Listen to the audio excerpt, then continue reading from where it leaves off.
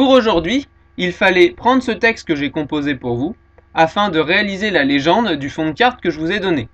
Donc dans ce texte, je rappelle l'exercice, on doit tirer les informations que l'on va ensuite devoir localiser sur la carte. Alors il y a les informations de localisation, mais aussi ce qu'il faut localiser. Donc là, on répond à la question 1, à savoir relever les éléments de la légende. Donc qu'est-ce qu'on va devoir mettre sur cette carte? Alors, ce document nous dit que les zones d'émigration, qu'elles soient temporaires ou définitives, ont plusieurs causes. Les pays en sous-développement sont soumis à une importante perte de population, que ce soit l'Afrique subsaharienne, etc. Donc là, on a déjà des informations de localisation. De localisation de quoi? Eh bien, des pays en sous-développement. Donc, premier élément qu'on peut localiser. Ensuite, on nous explique les informations de localisation. Donc, d'où à où il se dirige. Ça nous fait un autre élément, qui est cette fois une dynamique. Donc, ce déplacement de population. Si on continue le texte, mais l'instabilité politique et notamment les conflits armés sont une autre cause des départs de population au Moyen-Orient, etc. Et donc là, on a déjà la localisation. La localisation de quoi? Des zones de conflits armés.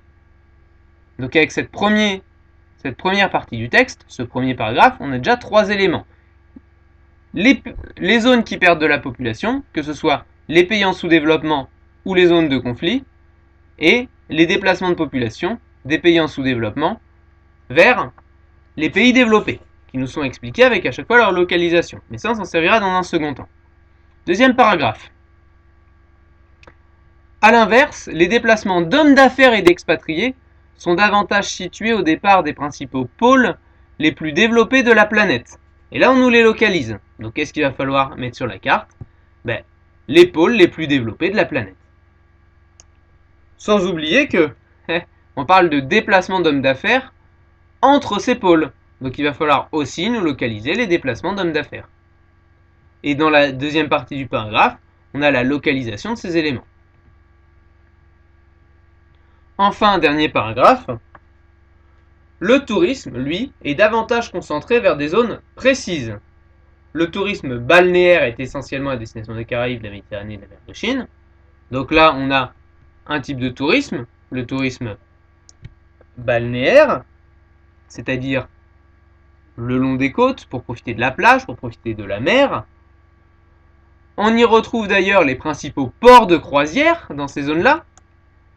Autre élément à localiser, situé à Venise, Barcelone, etc., on le localisera plus tard, auquel s'ajoute le tourisme culturel, principalement à destination des grandes métropoles internationales, qui vous sont là aussi localisées. Donc hop, je fais copier, je colle tout ça, et voilà tout ce qu'on a localisé dans le texte. Donc les pays en sous-développement, les déplacements de ces pays-là vers les pays riches, les conflits armés, les pôles les plus développés de la planète et les déplacements d'hommes d'affaires entre ces pôles, le tourisme balnéaire, les principaux ports touristiques et le tourisme culturel. Tous ces éléments maintenant, il faut les trier. Alors ils sont déjà dans l'ordre, ou en tout cas regroupés par thème, à vous de me dire où est-ce qu'on met les limites. Donc on va forcément mettre une limite ici, un grand 1, mais le grand 2 on le met où? On le met là? Où? On le met là? À vous de me le dire.